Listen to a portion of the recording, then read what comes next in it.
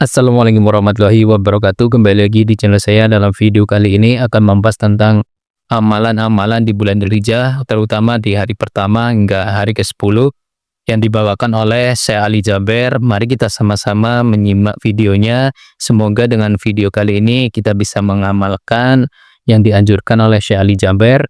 Langsung saja tanpa berlama-lama, simak video berikut ini.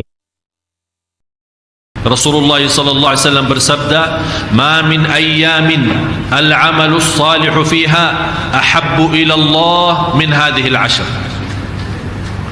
Sampai dijelaskan, tidak ada hari-hari yang di dalamnya amal salih yang paling dicintai Allah hanya di 10 hari pertama.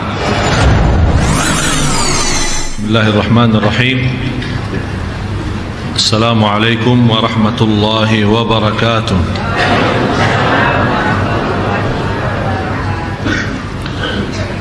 Innal hamdalillah nahmaduhu wa nasta'inuhu wa nastaghfiruh wa na'udzu billahi min shururi anfusina wa min sayyiati a'malina.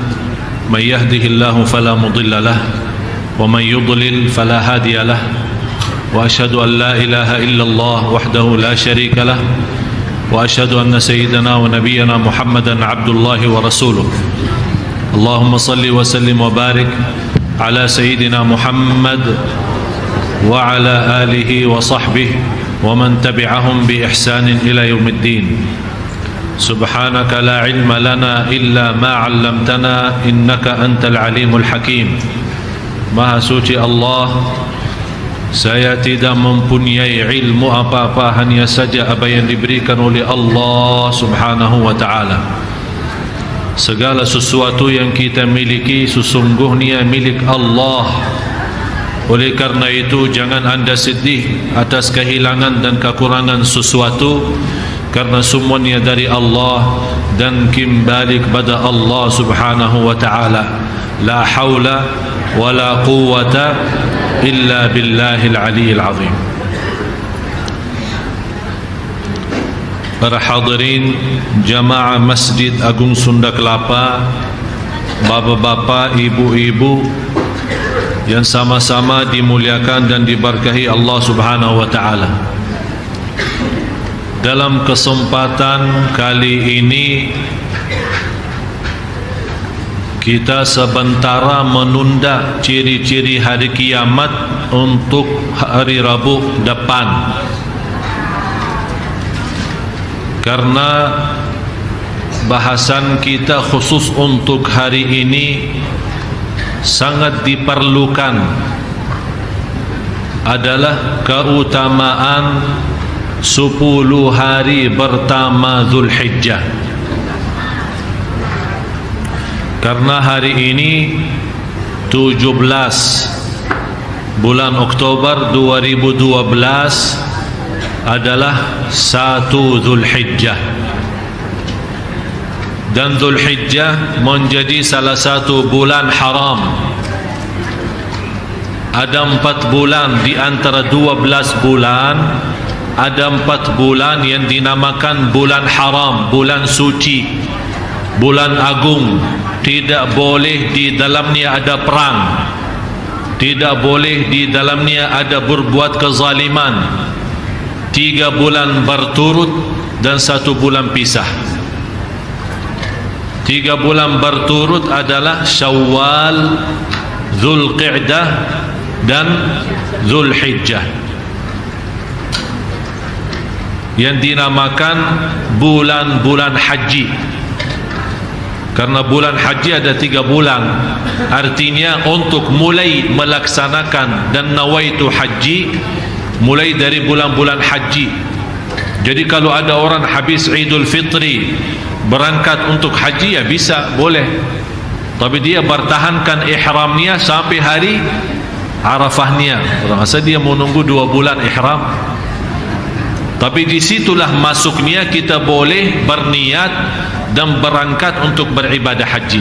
Jadi tidak ada yang berangkat bulan Ramadan dia bilang anak mau haji. Memang tidak ada visa haji kalau bulan Ramadan. Jadi Syawal, Dzulqa'dah, Dzulhijjah bulan haram. Yang keempat bulan Rajab. Bulan Rajab.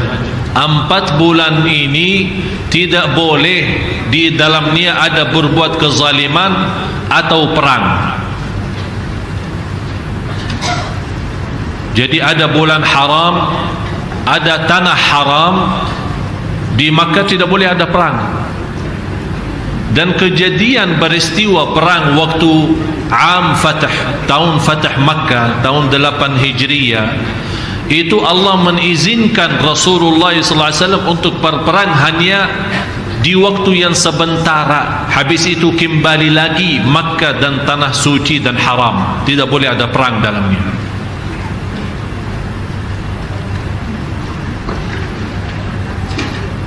Dan bulan Dzulhijjah ini menjadi bulan yang terakhir di tahun Hijriyah. Kalau bulan Masihiyah tahun akhir bulan 12 Desember. Kalau bulan tahun Hijriyah adalah Dzulhijjah.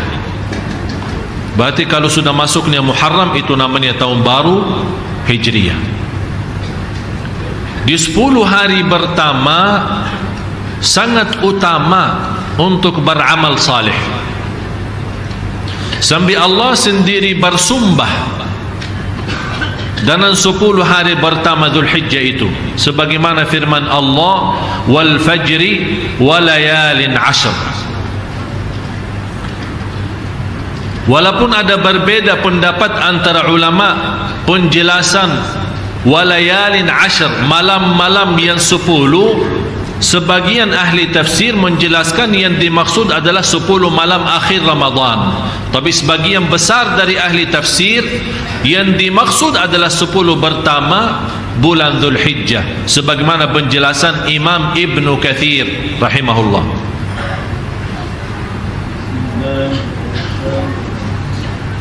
Dan jamaah sekalian, Bapak Ibu, kalau Allah bersumpah terhadap sesuatu, berarti sesuatu itu sangat agung. Wasyamsi wa duhaha wal fajri wa layalin 'ashr wasyaf'i wal watr, itu namanya sumpah. Allah bersumpah, wal laili idza yaghsha wad duha wat tini waz zaitun. Ini semua namanya Allah bersumpah. Jadi kalau Allah bersumpah terhadap sesuatu, berarti sesuatu itu sangat agung. Di antaranya walayalin 'ashr, sebagaimana di surat Al-Fajr. Tapi tidak boleh bagi manusia bersumpah dengan selain nama Allah. Jadi tidak boleh bersumpah demi nama Nabi Muhammad, demi Ka'bah. Ka'bah itu menjadi apa, kalau boleh diistilahkan sebagai makhluk, batu. Tapi kita boleh bilang warabbil Ka'bah, bersumpah siapa Tuhan Ka'bah itu, dan siapa yang memiliki Ka'bah itu adalah Allah Subhanahu wa ta'ala. Tapi kalau Allah boleh dan berhak untuk bersumpah dengan apa saja di antara makhluknya. Dan hadis ini menjelaskan yang diriwayatkan Imam Bukhari, hadis Abdullah bin Abbas. Anda bisa lihat langsung. Ini hadis sahih yang diriwayatkan Imam Bukhari, hadis Abdullah bin Abbas radhiyallahu anhuma. Di sini hadis yang menjelaskan saking mulia 10 hari pertama, Allah Subhanahu wa taala paling cinta amal-amal salih di dalam hari-hari 10 tersebut. Contoh, kalau anda suka salat sunnah, duha dan yang lain-lain, Allah lebih cinta salat duha di 10 hari pertama Dzulhijjah, jauh lebih besar pahalanya. Yang saya ambil hikmahnya, wallahu a'lam, khusus bagi jamaah yang tidak berhaji, Allah memberikan kesempatan supaya bisa mendapatkan nilai ibadah haji walaupun tidak mampu berhaji. Oleh karena itu Allah jadikan 10 hari pertama sangat agung dan mulia, bukan hanya untuk jamaah haji, tapi juga boleh selain jamaah haji. Rasulullah sallallahu alaihi wasallam bersabda, "Ma min ayyamin al-'amalu as-salihu fiha ahabbu ila Allah min hadhihi al-'ashr." Sampai dijelaskan, tidak ada hari-hari yang di dalamnya amal salih yang paling dicintai Allah hanya di 10 hari pertama. Saking mulia jamaah sekalian, Bapak Ibu, saking mulia 10 hari pertama, muncul berbeza pendapat antara ulama mana yang lebih afdal. Apakah 10 malam terakhir Ramadan atau 10 pertama Zulhijjah? Ini merubah tanda apa? Saking ada perbedaan pendapat, berarti betul-betul 10 hari pertama itu jelas mulia. Sampai tidak ada sepakat antara ulama 10 Ramadan terakhir adalah lebih baik daripada 10 pertama Zulhijjah. Belum disepakati, masih berbeza pendapat. Saking ini bunya kemuliaan dan juga ini bunya kemuliaan. Dan salah satu hadis ini yang diriwayatkan Imam Bukhari, tidak ada amal salih di selain 10 hari pertama yang paling dicintai Allah sebagaimana di 10 hari Zulhijjah itu. Sampai ada sahabat kaget mendengar berita gembira, sampai ada yang bertanya, "Ya Rasulullah, terus bagaimana jihad fi sabilillah?" Yang sinilai amal jihad tidak sampai, masih amal salih lebih jauh baik daripada jihad fi sabilillah. Kecuali jihad itu orang keluar dari rumahnya dengan jiwa dan harta dan tidak balik lagi, berarti dia sudah menghabiskan hartanya di jalan Allah, kemudian dia mati syahid, baru bisa menjadi nilai ibadah di dalam 10 hari pertama. Apa kewajiban dan yang kita memerlukan untuk melaksanakan amal salih? Banyak amal-amal salih yang kita bisa lakukan selama 10 hari pertama, mulai dari hari ini. Dalam kesempatan ini saya akan jelaskan semua soal amalan-amalan salihnya, sedekahnya, salatnya, puasanya, kemudian soal kurbannya, apa kewajiban kita, bagaimana hitungan kurbannya, dan hukum fikihnya dan dalilnya semua bersatu-satu. Kalau ada dalil Quran kita bawa, dalil hadis kita bawa, supaya Bapak Ibu mengerti. Walaupun pertama sudah, padahal saya bahas masalah ini kemarin di TV One waktu hari Ahad kemarin, tapi kenapa saya ulang lagi bahas masalah ini? Karena sejak itu hari Minggu kemarin sampai hari ini, hampir setiap hari saya menerima lebih dari 20 pertanyaan lewat Facebook, lewat Twitter, lewat BB, lewat SMS. Masih orang bertanya lagi soal kapan hari Arafah, apa maksudnya 10 hari pertama Zulhijjah, bagaimana cara hitungan kurban. Dan ini menjadi salah satu ciri-ciri hari kiamat, tersebar kebodohan agama dan banyak orang yang tidak mengerti di hal-hal seperti ini. Yang namanya 10 hari pertama sangat agung, malah ada orang bertanya, kapan sih hari Arafahnya? Hari Arafah tidak tahu. Padahal di antara hari yang teragung di sisi Allah adalah hari Arafah. Terus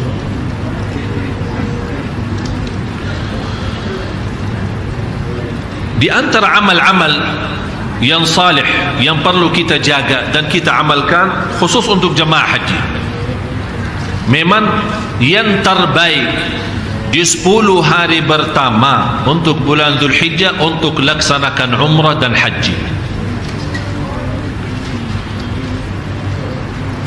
Biasanya jemaah haji umrah hampir 60-80% sudah pada berangkat. Tapi ada juga yang masih siap-siap menunggu visahnya, menunggu apa. Jadi di antara amal yang perlu kita jaga adalah haji dan umrah. Dan jamaah sekalian, harus kita fahami satu persoalan. Untuk haji tidak wajib umrah sebelumnya. Ada orang berkata, ana mau haji pertama kali tapi ana belum sempat umrah, apakah boleh? Enggak boleh. Tapi jelas lebih mulia dan lebih agung adalah umrah dan haji. Karena haji itu kan ada 3 macam, ada tamattu', ada qiran, ada ifrad. Ifrad artinya membawa ibadah haji sendiri, labbaik Allahumma hajja, tidak ada selain haji. Jadi dia berangkat dari sini untuk haji.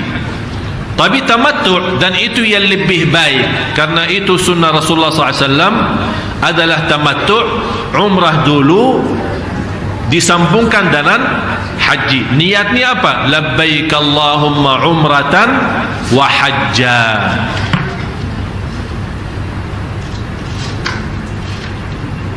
Dan di sini dijelaskan di hadis yang sahih, Rasul sallallahu alaihi wasallam, hadis Abi Hurairah radhiyallahu an, bagaimana menjelaskan al-umratu ila al-umrah kaffaratun lima bainahuma wal hajjul mabrur laisa lahu jazaa'un illa al-jannah. Hadis sahih riwayat Imam Bukhari dan Muslim. Kira-kira jelas tayangannya, bisa dibaca. Antara umrah dan umrah kesempatan untuk menghapus dosa. Antara umrah dan umrah kesempatan untuk menghapus dosa. Dan ini juga salah satu dalil dasar membolehkan kita ambil umrah sesudah umrah. Ini selalu diributkan, setiap tahun jamaah berangkat umrah diributkan. Katanya ustaz kita tidak membolehkan, ada ustaz lain membolehkan. Yang benar mana sih? Bingung. Jadi dia habis selesai umrah, dia ingin mau umrah lagi, mau balik ke At-Tan'im atau ke Ju'rana atau ke mana, keluar batas Masjidul Haram, kemudian ambil umrah lagi, nawaitu umrah, ihram lagi, kemudian masuk lagi. Padahal baru pagi hari dia umrah atau siang hari umrah, dia ingin malam hari juga umrah lagi. Ini membuktikan tanpa ada batas, tanpa ada batas. Umrah antara umrah sama umrah. Apakah antara umrah sama umrah 1 tahun? Berarti selama 1 tahun terhapus dosa kita. Antara umrah sama umrah yang akan datang 1 hari, berarti selama 1 hari terjamin ampunan dosa kita. Karena tidak ada satu ayat atau hadis membatasi antara umrah sama umrah harus 1 bulan atau harus 1 minggu atau harus 1 tahun, tidak ada. Apalagi bagi jamaah yang jauh semacam jamaah Indonesia, sayang dia tidak tahu kapan sempat lagi. Jadi dia datang hanya 4 hari atau 8 hari di Makkah, silahkan. Mau setiap hari 10 kali umrah, mampu, silahkan. Kesempatan. Kita belum tahu, bisa pulang ke negerinya tidak sempat lagi umrah atau lihat tanah suci lagi. Oleh kerana itu manfaatkan, daripada belanja berkeliling tawaf Safa Marwah di pasar, di mall. Safa Marwah antara mall sama mall, dia salah hitungkan berapa tawafnya, salah hitungkan berapa Safa Marwah, tapi tidak pernah salah hitungkan berapa mall yang dia lewatin dan dia belanja. Jadi kesempatan daripada belanja, belanja takwa, belanja hidayah, belanja ampunan, belanja ridha Allah, berumrah berkali-kali, karena ini kesempatan. Wal hajjul mabrur laisa lahu jazaa'un ilal jannah. Haji yang mabrur, saking mulia haji mabrur, tidak ada balasan selain surga. Yang paling nikmat haji mabrur, haji mabrur jalan kaki, itu paling nikmat. Jadi semua karena kita dengan keluarga, adik saya Muhammad dengan istrinya, saya sama ibu saya, ada adik sama ayah saya, selama kita berhaji antara Safa, Marwah, kemudian Arafah, Mina, Muzdalifah, tidak pakai mobil sama sekali. Jalan kaki, pagi, siang, malam, sore, pokoknya jalan kaki. Begitu kita capek, kita bawa kemah. Tahu kemah? Model kemah kecil, tinggal pasang, udah istirahat, makan terus lagi. Tapi nikmat. Tapi sekarang orang-orang mau umrah tapi dengan VIP, biar tidak capek. Yang penting asinnya, makanan, apalagi di Arafah paling diributkan. Nanti kita akan masuk bahasan Arafah. Jadi amalan yang utama untuk dilaksanakan di 10 hari pertama adalah umrah dan haji. Kalau orang sempat, dan kita doakan jamaah Indonesia, terutama jamaah Masjid Sunda Kelapa yang berangkat haji, semoga insyaAllah perjalanannya lancar, sihat walafiat, dan kembali ke tanah air lagi membawa haji mabrur. Cuba bayangkan kalau 200,000 jamaah haji semua bawa haji mabrur, insyaAllah Indonesia lebih baik. Tapi dah tahulah gimana caranya. Terus di antara amal-amal lain selain haji umrah adalah puasa. Berpuasa menjadi salah satu amalan yang indah. Oleh kerana itu disebut di hadis yang qudsi, as-sawmu li wa ana ajzi bih. Puasa itu untukku. Kenapa di sini ibadah puasa khususnya dinamakan puasa itu untukku, kata Allah. Ini hadis qudsi. Kenapa hanya ibadah puasa yang disebut untukku, padahal semua ibadah sebenarnya qul inna salati wa nusuki wa mahyaya wa mamati lillahi rabbil alamin. Karena rahasia puasa beda sama ibadah-ibadah yang lain. Salat bisa jadi riya, haji, umrah, bacaan Quran, bersedekah, walaupun kita berusaha ikhlas, menjaga ikhlas, tapi ada namanya bisikan-bisikan syaitan berusaha menjadi amal kita riya. Kecuali puasa, orang pun walaupun kita bohong, kita berkata berpuasa, tak ada yang tahu kita puasa enggak. Bisa sambil wudu, terus minum, dan di sebelah kita dia fikir kita, tapi separuhnya buang, separuhnya minum. Bisa jadi. Oleh kerana itu Allah rahasiakan pahalanya. Semua amal salih dibalas oleh Allah 10 kali lipat, kecuali puasa. Sampai kata ulama batasnya tidak ada yang tahu. Kembali kepada murni ikhlas kita. Oleh kerana itu kesempatan untuk kita mengisi 10 hari pertama, di antara lain kalau kita tidak sempat tahun ini haji umrah, alhamdulillah ada kesempatan kita mengisi berpuasa. Mulai dari hari pertama, sebenarnya mulai hari ini. Kalau tidak sempat, belum tahu, belum isbat, belum ada info, boleh mulai besok. Nawaitunya apa? Karena puasa hari Arafah adalah puasa sunnah, berarti boleh 2 in 1. Tahu 2 in 1? Puasa hari Arafah, puasa hari 10 pertama Zulhijjah plus hari Kamis. Jadi nawaitunya 2. Itu namanya 2 in 1. Alhamdulillah plus boleh ya. Tidak boleh digabungkan ibadah wajib dengan niat lain. Misal, contoh, saya ada salat subuh, tapi begitu saya mau salat subuh, saya ingat ada subuh kemarin, ketiduran terus lupa. Udah, ya Allah, nawaitu subuh hari ini plus yang kemarin. Itu dah bisa. Itu ibadah wajib. Kalau wajib tidak boleh digabung.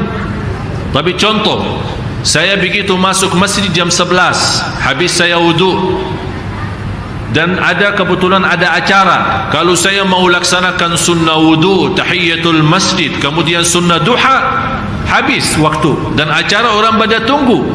Apalagi orang itu ustaz atau orang yang membawa acara, udah masuk nawaitu 3 in 1, duha, tahiyatul masjid, sunnah wudu, 3 in 1. Udah bismillah, Allahu akbar, salat.